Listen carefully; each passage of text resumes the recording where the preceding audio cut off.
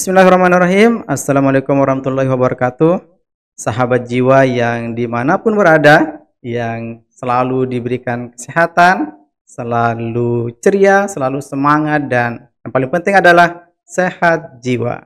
Baik sahabat jiwa yang berbahagia, untuk bincang jiwa kita pada malam hari ini yang akan membahas tentang Hari AIDS Sedunia yang jatuh pada 1 Desember tahun 2024. Baik, perkenalkan saya dengan Wawan Setiabudi sebagai host pada Bincang Jiwa pada malam ini. Dan mari kita perkenalkan narasumber kita, yaitu Dr. Igede Mahartika Sutadana sebagai Ketua Tim HIV di Rumah Sakit Jiwa Mutiara Sukma. Oke Pak Dokter yang gagah, yang sehat, gimana kabarnya malam hari ini, Dok? Baik Pak Wawan, selamat Baik, malam. Dok. Ya, selamat malam, Dok. Salam sejahtera. Baik, Dok. Salam sehat jiwa. Salam sehat jiwa. Baik. Baik sahabat jiwa yang dimanapun berada, kita malam ini akan membahas tentang Hari AIDS Sedunia. Oke. Saya ingin bertanya nih, Dok. Siap, silakan. Oke, kenapa sih kita memperingati Hari AIDS Sedunia, Dok? Apa sih Oke. maknanya? Sebenarnya setiap tahun kan jatuhnya tiap tanggal 1 Desember ya, Betul, Pak Dok. Wawan ya. Tujuannya sebenarnya memperingati Hari AIDS Sedunia itu yang pertama nih ya, untuk meningkatkan kesadaran.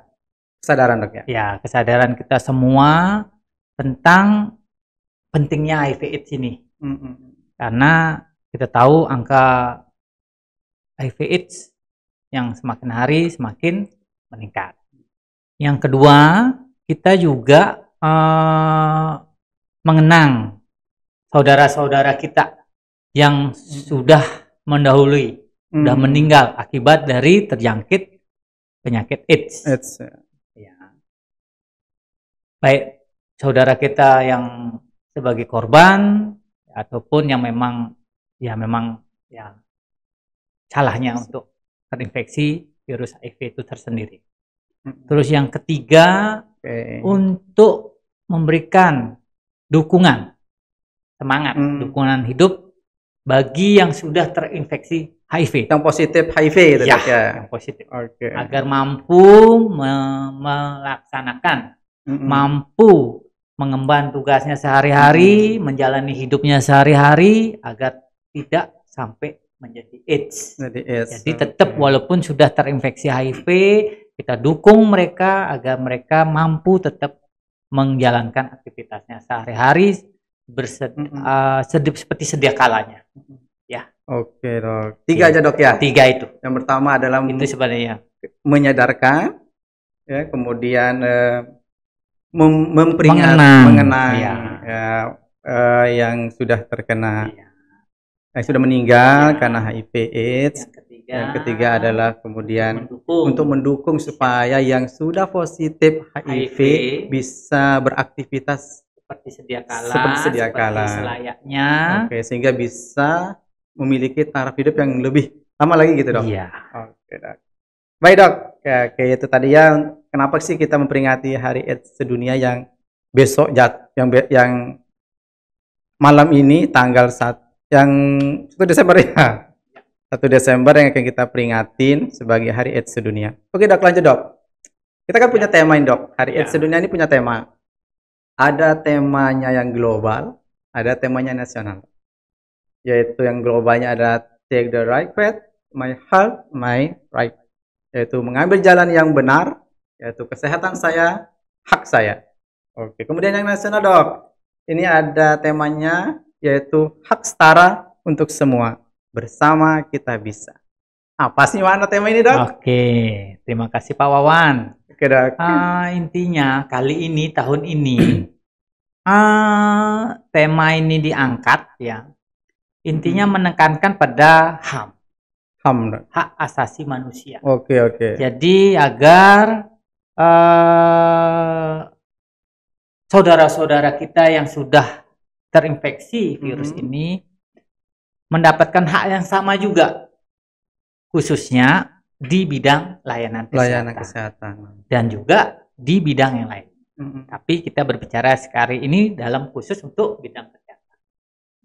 Nah, kita tahu mungkin Pak Wawan, mungkin juga teman-teman bincang jiwa yang lain pernah membaca juga pesan daripada WHO adalah di mana semua orang dimanapun memiliki hak yang sama untuk mendapatkan layanan kesehatan yang berkualitas.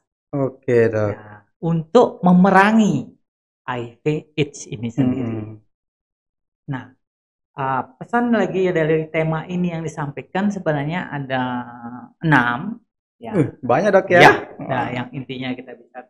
Yang pertama jelas seperti tadi saya bilang diutamakan adalah HAM ya.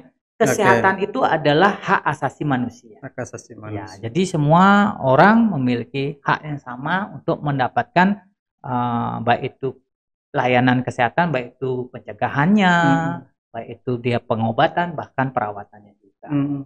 Terus yang kedua, untuk pencegahan, pemberdayaan, serta untuk pengendalian itu semuanya hak yang sama. Semua untuk, memiliki hak yang sama. Jadi untuk pencegahan dalam arti yang belum terinfeksi HIV, bagaimana caranya untuk mencegah, yang sudah terinfeksi, bagaimana caranya untuk pengendaliannya agar tidak menyebar secara luas. Yang ketiga, mengatasi stigma. Wah, ini stigma dan diskriminasi. Jadi kita tahu stigma diskriminasi ini sampai sekarang pun, padahal kita kan berbicara ini dia masuk dalam 3-0, Dok. 3-0-nya pemerintah 2030 ya. Bebas HIV. Oke. Kan kita ada 3-0 nih. 3-0, Dok, betul. Kasus tidak ditemukannya ya. 0, tidak ada kasus baru. Tidak ada kasus baru. Nah, termasuk 0 stigma. Ini stigma ini, Dok. Ini yang mana nih, Dok? Nah, itu yang kita nanti akan bahas sedikit, Dok, ya. 2030. Nah, yang keempat ini jangkauan populasi rentan. Jadi populasi yang berisiko. Jadi kita gimana caranya di dalam untuk hari AIDS ini diangkat tema pesannya ini agar kita mungkin layanan kesehatan bisa menjangkau mana sih populasi rentan yang kita prioritaskan. Karena di sana mungkin akan terjadi perilaku yang berisiko, mungkin penularan untuk HIV/AIDS itu tersendiri. Yang kelima, untuk akses pengobatan. Jadi kita harus juga bagaimana caranya, misalnya sudah ada yang telanjur terinfeksi, bagaimana untuk mendapatkan layanan akses, mempermudah. Jangan sampai terkendala dalam hal jarak yang jauh, mungkin sistem yang rumit, mendapatkan layanan misalnya sistem mungkin rujukan dan lain sebagainya. Dan yang terakhir dalam pesan dalam tema ini adalah kita bagaimana caranya untuk kedepannya kita itu masa depan bebas AIDS. Bebas AIDS, Dok, ya? Yap. Bebas HIV atau bebas AIDS, Dok? Bebas AIDS. Karena apa? Jika HIV kan jika yang sudah terinfeksi dia tetap positif HIV. Tapi bagaimana caranya pola hidupnya agar tidak jatuh ke stadium akhirnya adalah AIDS. Dan seperti tadi untuk 3-0-nya tidak ada kasus baru. Tidak ada kematian akibat HIV, kemudian tidak ada stigma. Oke, menarik, Dok, ya. Oke, cukup, Dok? Cukup. Oke, Dok.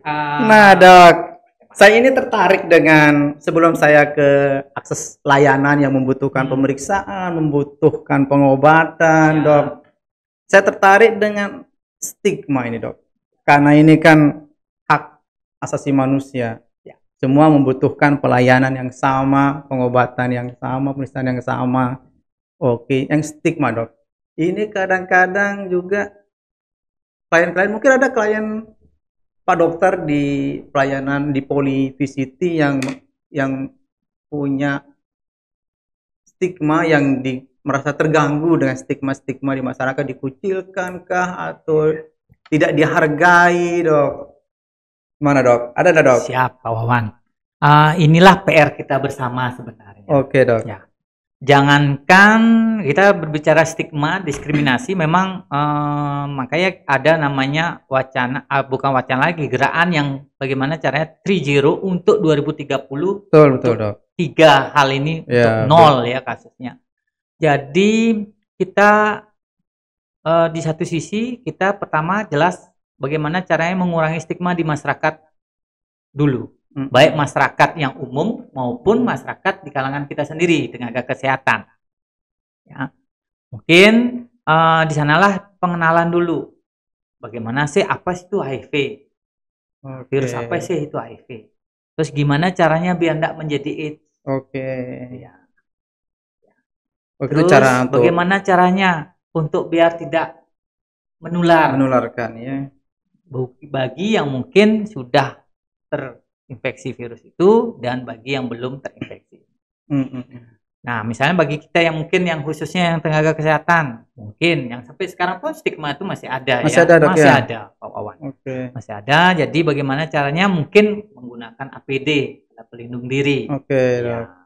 Dan kita harus berikan juga informasi-informasi mungkin bagi tenaga kesehatan seperti kita mungkin sudah pada paham. Nah, mungkin masyarakat awam yang mungkin penularannya kita infokan juga. Berarti butuh promosi Dok ya. Promosi HIV gitu ya. Untuk penularannya mungkin bisa kan kita tahu sendiri lewat cairan tubuh. Baik itu darah, cairan tubuh dalam. Ini tempatnya virus HIV Dok ya, di dalam darah. Yang bisa hidup, yang bisa menularkan. Nah, jadi bisa dalam cairan tubuh, baik itu darah maupun cairan vagina ataupun sperma, dan cairan kelamin gitu ya. ASI, ya. Dok. Itu tempat hidupnya virus HIV Dok ya. Cairan darah, cairan kelamin. Bisa untuk menular. Ya, yang cairan yang bisa menularkan. Akhirnya dari cara penularan itulah kita memberikan edukasi juga ke masyarakat awam. Bagaimana caranya mencegah agar tidak. Jadi perilaku-perilaku yang akan berisiko, yang akan menyebabkan penularan itu yang kita untuk informasikan ke masyarakat awam agar bisa dihindari. Seandainya sulit dihindari, ada bagaimana caranya untuk tidak sampai ketularan. Baik Dok. Itu yang stigma Dok ya? Iya, bagaimana cara untuk menguranginya. Paling tidak target kita tahun 2030 nih, stigmanya harus 0. 0 Dok? 0. Dah. 0 tidak ada infeksi baru, kemudian 0 tidak ada kematian akibat HIV, kemudian untuk HIV. Dah. Kemudian 0 tidak ada stigma dan diskriminasi. Kayaknya ini butuh stakeholders, butuh semua Dok yang akan butuh kerjasama Dok ya, supaya kita bisa menginformasikan kepada masyarakat tentang apa sih HIV, cara penularan HIV ya, supaya bisa mengurangi 0 agar stigma. Bisa tercapai 3-0 tersebut. Agar bisa tercapai 3-0 tersebut. Baik Dok, ini menarik sekali Dok ya tentang tema kita pada malam hari ini, yaitu hak setara untuk semua bersama kita bisa. Baik, semuanya Dok, sahabat jiwa yang berbahagia. Baik, kita lanjutkan, ini banyak sekali kayaknya nih pertanyaan-pertanyaan dari Mas sendiri. Silakan. Gak apa-apa Dok ya? Iya. Baik Dok, kita lanjutkan Dok. Tadi kan tentang butuhnya pemeriksaan, butuhnya pengobatan, kemudian bagaimana kita menyampaikan informasi tentang HIV/AIDS. Kita di rumah sakit jiwa ada Polivisiti Dok. Polivisiti itu poli untuk pelayanan HIV/AIDS di rumah sakit jiwa Mutiara Sukma. Betul Dok ya? Betul Dok. Nah, hari apa aja Dok? Untuk pelayanan HIV, bisa dijelaskan Dok? Bagaimana mengakses pelayanan HIV kita ini? Rumah sakit jiwa Mutiara Sukma ada beberapa bahkan banyak ya pelayanan kesehatan ya. Nah, salah satunya adalah untuk layanan HIV/AIDS. Itu kita ada Polivisiti ya, Pak Wawan ya. Kita mengusus untuk yang sesuai dengan jam buka poli rawat jalan. Oke, rawat Ya, jalan ya. tapi dikhususkan lagi harinya di hari Senin. Hari Senin aja, Dok? Ya, hari Senin. Oke. Kenapa? Untuk lebih memaksimalkan ya, agar kunjungan untuk ke poli khusus yang untuk memanfaatkan untuk layanan HIV bisa datangnya di hari Senin aja, ya. Dok ya. Oke. Terus itu di sini kami punya layanan sudah terakreditasi ya jelas ya. Kita kan sudah Rumah Sakit Jiwa Mutiara Sukma, kita sudah akreditasi paripurna. Paripurna. Kita buka sesuai dengan jam poli rawat jalan. Kita melayani rawat jalan. Dari jam berapa sampai jam berapa, Dok? Dari jam 8 sampai jam 1. Sampai jam 1 ya. Seperti biasa ya? Seperti pasien pada umumnya lainnya. Pada umumnya, oke. Terus mungkin nanti cara mendapatkan layanan itu. Okay. Ya, mungkin sama seperti pasien lainnya. Pasien lainnya maksudnya itu ya mungkin kita kan dominannya memang pasien jiwa nih. Rumah Sakit Jiwa Mutiara Sukma kita nih. Ya sama seperti itu. Jadi apakah dia mungkin mau pakai jalur umum berarti biaya sendiri, atau dia mau pakai BPJS berarti dia menggunakan rujukan. Rujukan dari puskesmas ya. Dia tetap akan mendaftarkan ke pendaftaran. Jadi di pendaftaran akan ada nomor antrian. Dari nomor antrian itu akan ke admisi, di admisi jelas akan dipilah apakah dia memang, kalau memang dia daftarnya ke Polivisiti ya akan diarahkan ke Polivisiti. Nanti akan ketemu oleh tim konselor. Oke, konselor kalau dia HIV baru, itu, Dok ya. Konselor HIV. Misalnya kalau pasien baru ya mungkin akan dikonseling dulu karena kan ada namanya konseling prates. Sebelum dites dikonseling dulu. Iya, dikonseling. Tujuannya apa, Dok? Agar dia bisa siap dulu. Misalnya untuk kesiapan dia nerima hasil. Kalau hasilnya memang negatif, non reaktif bahasa kita kalau di HIV, misalnya non reaktif, enggak masalah. Dan bahkan mungkin kalau dia non reaktif akan dikonseling untuk edukasi untuk pencegahan ya, Dok. Pencegahannya agar mungkin perilaku dia mana yang berisiko untuk menular atau ditularkan untuk dia kurang, dia cegah, dia tidak lakukan. Berarti diberikan kembali edukasi saat pretesnya ya. Sama seperti juga seandainya hasil yang tidak diharapkan, misalnya positif, yang reaktif. Kalau positif nah itu yang perlu juga. Kenapa kok ada konseling prates? Karena agar dia siap menerima apapun hasilnya. Karena kita kan juga harus mengibaratkan misalnya diri kita pun misalnya mau menerima ini antara kabar baik apa kabar buruk, kita kan harus siap dulu. Dimatangin berarti saat pretest, Dok ya. Setelah itu kan tes, habis tes baru dijelaskan hasilnya. Jika memang dia hasilnya non reaktif atau negatif, tidak ada virus HIV yang ada di dalam tubuhnya, kemudian dikonseling untuk edukasi pencegahan. Baru pulang, Dok ya. Misalnya dia positif atau reaktif bahasa kita Pak Wawan, itu akan nanti di konseling pasca tes dan diarahkan untuk ke dokter PDP. Ke dokter PDP. Ya, karena pas dia konseling pasca tes, dia akan dikonseling juga untuk siap tidak menerima pengobatan. Ya, obatnya adalah ARV namanya Pak. ARV, antiretroviral. Itu untuk supaya mati virusnya itu gimana, Dok? Untuk menekan agar virus ini tidak semakin jumlahnya banyak. Bahkan menekan itu dipingsankan kah, Dok, atau ditidurkan atau gimana, Dok?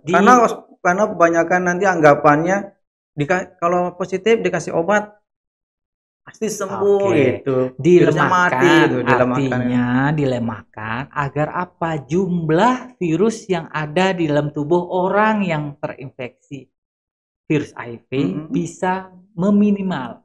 Jadi bahkan tidak, kalau kita lihat misalnya nanti kan saya akan bercerita juga yang misalnya di awal kali berobat akan ada namanya pemeriksaan viral load untuk mengetahui jumlah virus yang ada dalam tubuh. Itu bisa sampai tidak terbaca. Tidak terbaca. Ya, tidak ada. Tapi virusnya masih, Dok, ya? Ada. Gitu. Oh, virusnya masih meminimalkan. Berarti kalau positif HIV, Dok, minum ARV berarti seumur hidup dong, Dok? Seumur hidup. Seumur hidup ya, Dok, ya. Takutnya nanti ada efek samping, Dok. Wah, saya minum obat seumur hidup nih, itu Pak Wawan. Ini kan tadi sebelum itu kan akan diarahkan ke PDP. Oke, itu penjelasan PDP, gitu ya, untuk penjelasan ya. Nanti di PDP pun akan dijelaskan bagaimana cara minum obatnya, apa saja biasanya efek yang akan muncul awal-awal minum.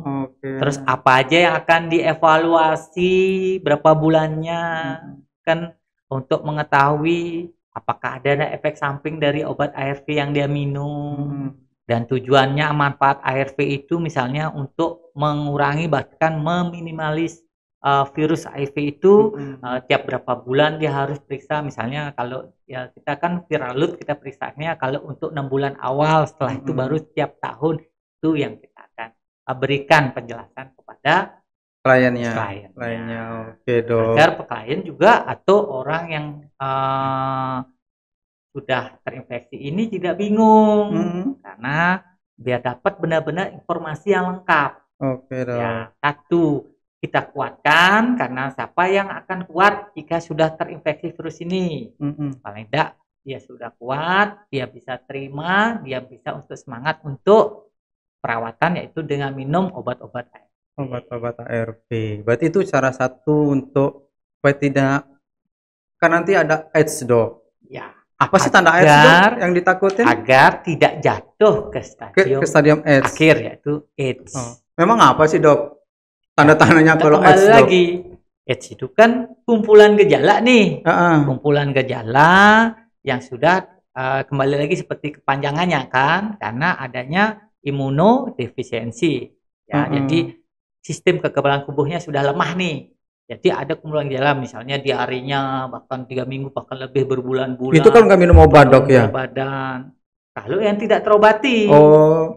Terus, Dok. Bahkan bisa nanti demam yang tidak kunjung sembuh, demamnya tidak turun. Ya, bahkan nanti ada namanya nanti sampai dia ke arah infeksi oportunistik. Jadi IO bisa jadi dia disertai dengan batuk yang infeksi paru mungkin TBC dan lain sebagainya, mungkin penyakit kulit ya. Berarti punya stadium nanti, Dok, punya tahap-tahapan supaya dia bisa sampai seperti itu. Itu kalau nggak minum obat, Dok, ya. Berarti kalau udah positif HIV sahabat jiwa ini harus wajib ya, Dok. Wajib minum obat ARV. Baik, terima kasih, Dok, sahabat jiwa yang berbahagia.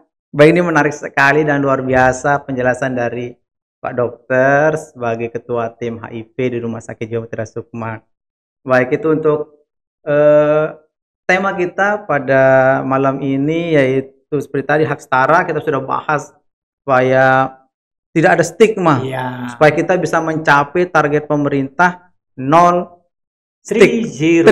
Oke, 30, Dok, ya. Semua mendapatkan ini adalah hak asasi manusia. Kesehatan itu adalah HAM. Jadi kesehatan itu semua harus setara gitu, harus sama. Baik. Ini, Dok, menarik, Dok, tentang memang kita kan punya layanan nih, Dok. Layanan PCT namanya kan di Rumah Sakit Jiwa. Siapa sih atau klien-klien yang akan berkunjung ke poli PCT kita di Rumah Sakit Jiwa ini, klien yang seperti apa, Dok? Sehingga kita bisa pelayanan di VCT. Klien yang seperti apa, Dok? Atau saya merasa beresiko, wah ini saya harus ke yang seperti apa nih, Dok? Untuk kita intinya, bisa layanin. Klien-klien seperti apa, Dok? Intinya gini, yang berkunjung ke klinik kita ke poli VCT kita, mungkin yang secara voluntary dulu. Yang secara sadar nih, misalnya masyarakat di luar sana yang sadar, oh ini saya baru habis melakukan perilaku yang berisiko. Mungkin yang paling sering yang kita dengar adalah seks bebas kan? Oke. Seks bebas. Nah, itu kan masalah berisiko, perilaku berisiko. Nah, dia cocok untuk secara sadar diri. Coba deh kali-kali memanfaatkan layanan VCT. Oke, kalau beresiko baru berkunjung gitu dong? Ya, atau misalnya memang yang dari ruangan, Pak Wawan. Kan ada yang dari ruangan. Kita kan di sini bukan layanan jalan saja. Ada ruangan rawat inap. Rawat inap, iya. Iya, ada ruangan rawat inap. Ada juga dari punya rumah sakit jiwa. Kita ini kan dari IGD-nya ya. Di sana juga tim kita yang memang tim Proknas ya, khusus membawahi untuk akreditasi untuk HIV. Itu ada namanya beberapa formulir untuk men-screening mana sih yang perlu untuk dikonsulkan ke poli kita, poli VCT. Mungkin yang mantan pekerja luar negeri, ya, yang mungkin yang penyalahgunaan zat, ya, itu yang perlu kadang-kadang di-screening untuk ke poli VCT. Jadi tidak semua yang secara voluntary. Yang kita juga mungkin yang sudah masuk ke rumah sakit menjadi pasien kita, baik pasien rawat jalan maupun pasien rawat inap, tapi dicurigai oleh petugas, kita teman-teman kita nakes sendiri yang mencurigainya, boleh dilakukan untuk pemeriksaan screening ke polisi. Oke dok, oke terima kasih dok. Oke ini yang dok yang mungkin untuk yang di ruangan rawat inap itu tergantung screening kan dok? Iya. Nah kalau yang dari masyarakat ini dok, tadi salah satunya beresikonya tentang seks bebas. Kalau seandainya kemarin dia melakukan hubungan seks bebas, apakah perlu kita ke poli VCT dok? Perlu kalau memang merasa diri beresiko. Misalnya melakukan hubungan seks bebas tanpa pengaman, nah, merasa kok kayaknya tidak tenang nih, namanya aja sudah kita tidak kan namanya seks bebas kan pasangannya jelas bukan pasangan resmi, pasangan yang kita tidak tahu asal usulnya kan, apakah dia sehat atau tidak. Nah, berarti kan kita ini berisiko nih. Nah, kita perlu periksakan diri kita. Nah, masalah nanti misalnya kita baru melakukan perilaku resiko, misalnya kita periksa ternyata non reaktif, kita biasanya dari poli VCT nanti menasihati lagi, mengedukasi untuk menghindari agar bisa menghindari perilaku risiko yang ini tidak terulang lagi, dan untuk melakukan pemeriksaan ulang di 3 bulan berikutnya. Oke, berarti nunggu 3 bulan lagi gitu dok ya? Berarti nggak terdeteksi, belum terdeteksi. Oke, berarti kan ada Windows period itu. Windows period ya, Windows period di jendela dok. Ya, oke. Ya. Oke, selain faktor risiko seks bebas apa lagi dok? Mungkin penyalahgunaan zat, narkoba itu sendiri. Narkoba dok ya. Mungkin yang kalau narkoba lebih dikhususkan di kalau dulu sih yang untuk penyalahgunaan jarum suntik, ya jarum suntik. Kalau sekarang kan mungkin angka itu agak turun, bahkan kalau di kita di secara khususnya Nusa Tenggara Barat untuk penyalahgunaan jarum suntik sudah sangat minim. Udah berkurang dok ya. Tapi kan penyalahgunaan yang lain seperti contohnya mungkin sabu kan seks bebasnya ya. Seks bebasnya, berarti lewat penularan seks bebas dok ya. Ketiga, mungkin yang kita tahu sendiri, kita punya saudara-saudara di luar, sekarang ini lebih banyak imajinasinya, seperti menggambar tubuhnya penuh seperti dengan itu apa tato. Oh, pakai tato. Kita akan mengedukasi apakah dia sudah menggunakan enggak jarum-jarum steril. Oke dok. Siapa tahu nanti jarumnya bukan jarum baru, bukan jarum steril yang digunakan. Itu bisa menular juga dok ya. Baik dok, oke itu untuk klien-klien yang bisa mengakses layanan kita ya dok ya, yang merasa beresiko, bersama jiwa yang dimanapun berada. Jadinya ini kita juga punya layanan VCT di Rumah Sakit Jiwa Mutiara Sukma, yang itu dengan mengakses layanan kita yaitu bisa dengan menggunakan umum atau bisa menggunakan BPJS. Kalau BPJS berarti butuh rujukan dok ya? Rujukan. Kemudian kalau umum berapa biaya di dok? Sesuai dengan tarif. Oh ada tarifnya. Ada tarifnya sesuai dengan tarif. yang memang tarif yang sudah diberlakukan. Oke, tarif di rumah sakit jiwa ya. Iya. Oke. Berarti kalau akses layanan dok, kalau akses layanan kita di rumah sakit jiwa, ini kan maunya masyarakatnya pengen cepet dok. Maksudnya begitu udah ribet-ribet banget dok layanan kita gitu di rumah sakit jiwa. Di layanan di rumah sakit jiwa, lancar. Untuk sementara ini sih lancar kalau khusus untuk Polyvisity. Waktu tunggunya juga tidak lama dok. Tidak lama. Oke. Karena memang di bagian pendaftaran kan dipilah-pilah. Mana yang memang kita kan rumah sakit jiwa, berarti dominan kan jelas pasien untuk perawatan jiwa. Ya, perawatan jiwa. Nah, yang lainnya yang bukan perawatan jiwa ya juga ke poli yang memang lainnya juga gitu. Jadi kita juga mungkin antrian untuk ke poli kita yang VCT juga ya tidak sebanyak yang antrian untuk poli jiwa. Ya. Oke, cepat berarti dok. Ya. Oke, layanan rumah sakit jiwa. Dan tim kita juga siap kadang-kadang kalau dia bingung habis dari layanan misalnya sudah di konseling, sudah diperiksa, sudah dilakukan misalnya di pemberian obat oleh dokter PDP, akan diantar ke farmasi untuk ngambil obat. Jadi kalau mereka memang mereka bingung apa pasti antar kok untuk ngambil obat. Jadi jangan khawatir, silahkan aja. Yang bagi yang berkenan mau untuk masa berisiko, masa berisiko, manfaatkanlah Polyvisity dari Rumah Sakit Jiwa Mutiara Suma. Nanti tim Rumah Sakit Jiwa Mutiara Suma khususnya untuk di Polyvisity pasti akan. Oke, terima kasih Pak Dokter untuk malam ini yang sudah memberikan kita pencerahan baik ke masyarakat tentang tema Hari AIDS Sedunia pada malam ini, yaitu pertama yang penting adalah mencapai 3-0-nya pemerintah. Ya dok ya, yaitu di tahun 2030 nanti. Kemudian yang kedua adalah paling penting, ya temanya adalah stigma masyarakat terhadap klien yang positif HIV/AIDS supaya tidak terkucilkan.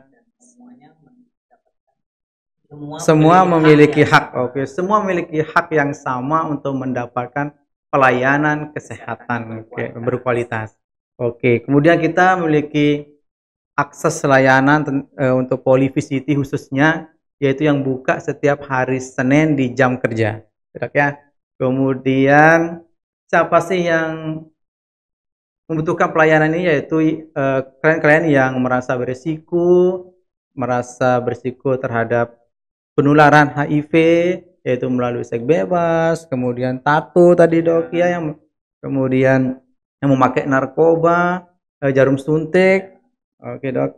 Kemudian yang mungkin ada keluarga-keluarga yang pernah melakukan hubungan beresiko, atau nanti misalkan nih dok, maaf dok saya tanya lagi nih, yang tadi seperti menjurus ke AIDS yang punya tahap-tahap, yang memiliki gejala-gejala seperti tadi. Nah berarti ketika ada muncul gejala-gejala itu perlu kita cek HIV-nya, perlu untuk cek HIV. Oke sahabat jiwa, ini ya untuk yang pelayanan HIV di rumah sakit jiwa. Kemudian pembayaran itu bisa menggunakan umum sesuai dengan tarif di rumah sakit, kemudian bisa menggunakan BPJS ya, tapi dengan syarat menggunakan rujukan. Oke, itu untuk pelayanan HIV. Baik sahabat jiwa yang berbahagia, itu tadi bincang jiwa kita tentang tema Hari AIDS Sedunia pada malam ini, yaitu jatuh di 1 Desember tahun 2024, yang sangat luar biasa dari Pak Dokter Igede Mahardika Sutadana yang merupakan Ketua Tim HIV/AIDS di Rumah Sakit Jiwa. Baik sahabat jiwa, itu tadi bincang jiwa kita yang semoga bisa bermanfaat, bisa mengakses layanan kami di Polyvisity sehingga kami bisa melayani dengan sebaik mungkin bagi value kita, nilai-nilai kita yang melayani masyarakat secara empati. Oke, melayani dengan empati. Oke dok ya. Baik sahabat jiwa, itu dari kami. Kita mengakhiri bincang jiwa kita pada malam ini dok ya. Semoga bermanfaat untuk masyarakat. Ya, untuk bisa mengakses layanan kami. Baik itu sahabat jiwa, terima kasih kami sampaikan pada malam hari ini. Kami tutup dengan Assalamualaikum warahmatullahi wabarakatuh. Waalaikumsalam.